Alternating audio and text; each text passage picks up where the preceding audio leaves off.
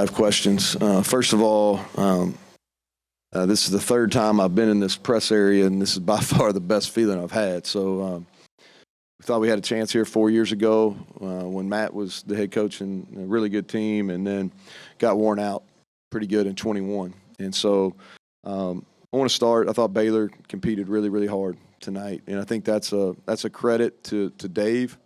You know, when you have rough years, and we had it last year, and our kids really competed, and we won our finale last year at Oklahoma State and won 2 of our last 3, and that really set the stage for us to kind of make a turn, and went really young, and that's what they've done too, and they played a lot of really young players, and I thought they competed really hard. I thought that defensively they had a lot of answers for us in the second half, and then offensively kept us off balance, kind of bittersweet for me because a guy that was a student coach for us at Kentucky and then worked for us for 2 years, he returned 2 kicks against us today. And Tyler Hancock, who's their special teams analyst, so I'll be happy for him at some point, not right now, but at some point I'll be happy for him. But, you know, I think that when you look at this game, we didn't play very well. You know, we just did not play very well. You know, offensively, we did some good things in the first half. Defensively, really didn't play much first half-wise. You know, the 2 kickoffs were huge. You know, we just got beat in one-on-one blocks, and that should never happen. And so can't explain it. We'll watch film on that, but that's just not good enough. That's not who we've been on special teams, and that's not what we're going to be moving forward either. And then in the second half, offensively, we got behind the chains, got some penalties. And then, you know, in that last drive, you know, we were able to save our timeouts. We used them, and Garrett's really good at the 2-minute drive. We scored 2 touchdowns tonight with a minute or less than a minute and a half both times with 0 timeouts. And he's good. His ability to run, gets the ball down the field vertically. I thought our protection, nobody's going to talk about this, but our protection, we 5-man protected on the last play that we got Jaheim out up the sideline. And that's a play that we've been running going back to first week of spring practice, and we haven't ran in a game yet. And we run it every 2-minute drill in practice. And so they hung in there versus a really good blitz and picked them up, and we got the ball, and Garrett made a great play. So I'm really proud of our guys. You know, good win, gets us to 8, gets us to 6 conference wins, which I think is significant. So with that, I'll take questions. Despite the half, those who kick off the trial kept them alive and gave them a spark motivated.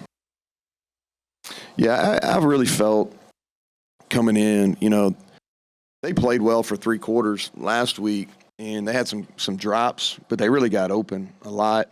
And, you know, sometimes when, for whatever reason, when you have, you know, a backup has to come in, like people rally around him, and I thought they did that offensively. And they played with really good energy. They had some good, like I said, they had some good defensive answers versus us in the second half. We didn't play as well, and, you know, really for the first time all year, penalties really hurt us and got us behind the chains. You know, it's hard to operate when it's 2nd and 20-something. You know, I thought one of the holding penalties was absolutely not a hold. The one that took the really long run, the long run away, that was a really good block by Wyatt. So I disagree with that one, but hey, it's hard to officiate. They're going to miss some too. I promise you I didn't have all the right calls. So, but no, I never felt really comfortable. I didn't feel comfortable at halftime, and but we found a way.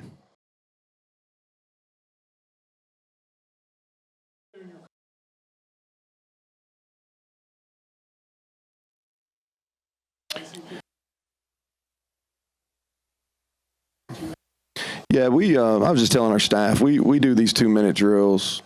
You know, if somebody else does them more, you know, maybe so, but we do them a bunch. And, you know, that's something that I learned from Mark when I was at Kentucky. There's a lot of situational football, and we do it. And Garrett's been around, you know, and here's the thing. In practice, there's a lot of mistakes in these 2-minute drills, but they're also learning points, you know, and we kind of just let him play. And, you know, I think that he's like my oldest daughter, you know, like some lessons are hard, and so you got to learn them by doing them. And so he's learned some hard lessons in some 2-minute drills in practice, but those have really helped him become kind of the 2-minute guy he is now. And so that's a real odd situation. You got it on the 1 yard line with 15 seconds to go. It was first and goal, and so it felt like we would have time to spike it off the run, and so that's what we would have done. Yeah, so like let me tell you something. I can't say enough about Zach Frazier, and so appreciative of him and his family, and I think one play sums up who he is for his entire career, and I just hope our fan base really understands that a young man from Fairmont. I think he's the best center in college football. Um, he But this is how smart he is and how tough he is. So he had an injury that's significant. Not something that's going to be long term, but he probably won't play in the bowl game. And he limps off because he knows that it's a 10-second runoff if he stays down. And he's, like I said, he's got a lower leg injury, and he limps off on one leg to avoid a 10-second runoff. And I think that speaks to his intelligence, how tough he is. And he's a great player. I plan on doing this for a long time. I don't know if I'll ever coach a center that's better. I've had some good players, but I've never coached one better.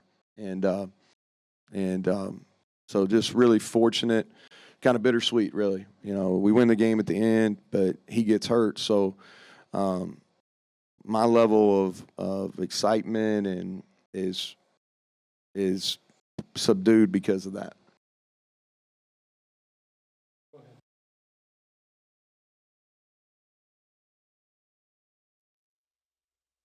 Yeah. Well, it's kind of been the way the rival or the way the game's kind of gone since we joined the conference. They've had a hard time winning at our place, and we've had a hard time winning here.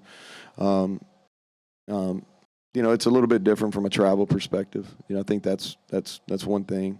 The other thing too is last 2 times we came here, they won the Big 12 championship and won 11 games. They were pretty salty both times, and so. I can't speak before then, but the last 2 times they were just better than us.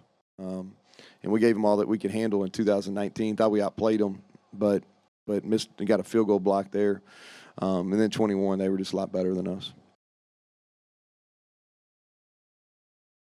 Yeah. They get the ball late. Did coaches think that at all? We were better prepared. Human nature is you think about that. Don't get me wrong.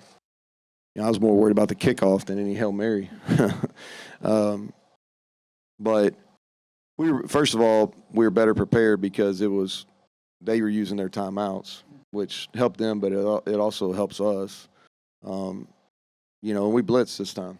You learn from your mistakes. I don't. People always ask about regrets. I don't know if you ever have regrets, but if you're in the same situation, you learn from those. And we learned from them. We could have coached that better, and we obviously should have knocked the ball down then. But we pressured, and I think that was the difference on that play. Well, here's what I believe is we've got really good push all year, right? And we've gotten it right in the A gaps. And Mike Lockhart and Sean Martin just have a knack for it. And so Sean Martin's really long. He's 6'5", and he's got really long wingspan. And so we've blocked 3 field goals this year, but we really came close to a lot. And so what happens is, they watch film, and the kicker's got to change their trajectory on their ball some to get the ball up, especially when it's on the left hash. And so I think that probably helped. The first kick was a long kick, and the second one, I don't want to speak for him, but I think that our pressure does affect. And here's the other thing, man. Like, it gets to a point where you're due a break. You know what I mean? Like, shit, how many years I've been here? Like we needed one. Sorry, I didn't see Ren's daughter in here. But, yeah. But, we were due one, right? Whole game, don't know where yet, so you can't schedule, but yeah. You have one. Yeah. Well, I think 9 wins is significant. I'm preaching to the choir up here at this table because both the left and right know a lot more about the history of the program than I do. But only won 10 games in 16. Haven't gotten to 9 since joining the league. So get the second most wins in Big 12. I think that's significant. You know, we go from 14th preseason. I tried to tell everybody, but picked 14th, and we're going to finish. Are we going to finish fourth? Is that where we're going to finish? Yeah, somewhere around there. And so I think that's significant. And then have an opportunity to get to 9 wins. And you know, we'll approach the bowl game like this. You know, and other than bowl game 2 years ago, we've done pretty good in them, and we laid an egg then. But you know, we want to. First of all, we want to win. Second of all, we want to make sure it's an enjoyable experience for our guys because it's a bonus. The next thing is we want to prepare for the next year, and so we can do all those things. But the goal is to get to 9.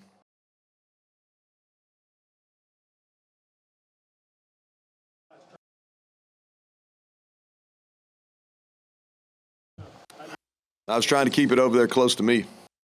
You know, and I think let's talk about Hudson Clement. Let's talk about Hudson Clement, man. Like, was it 2 or 3 plays on that drive? You know, and just a kid from Martinsburg, right? And Martinsburg had a big day today too, I saw. But you know, he made some big plays, and then Preston had to leave, and so we'll know more about him. But made a great catch. You know, I'm surprised it really hadn't caught more. I've tried to talk about the kids from West Virginia we have on offense. You know, I don't know. I ain't been reading what y'all writing, so I don't want to speak too loud. But, you know, we've been pretty good on offense, you know, especially in our league. Like, we've been really, really good on offense. And look at the number of West Virginia guys we have that are heavy contributors. And, again, I'll lean to the guy on my left and right here because they know it a lot more. But I bet you'd be hard-pressed to find this many West Virginia guys making a significant contribution like they are now. All right, thank y'all. Appreciate y'all being here.